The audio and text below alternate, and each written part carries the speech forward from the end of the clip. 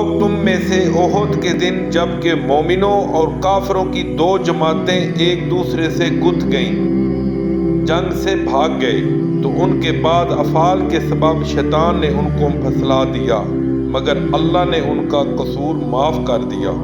بے شک اللہ بخشنے والا اور بردبار ہے۔ مومنوں، ان لوگوں جیسے نہ ہونا جو کفر کرتے ہیں اور ان کے مسلمان بھائی جب اللہ کی راہ میں سفر کریں اور مر جائیں یا جہاد کو نکلیں اور مارے جائیں تو ان کی نسبت کہتے ہیں کہ اگر وہ ہمارے پاس رہتے تو نہ مرتے اور نہ مارے جاتے۔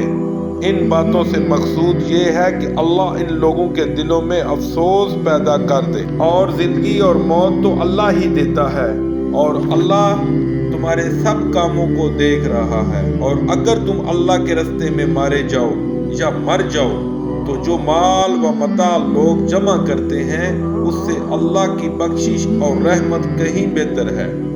اور اگر تم مر جاؤ یا مارے جاؤ اللہ کے حضور میں ضرور اکٹھے کیے جاؤ گے۔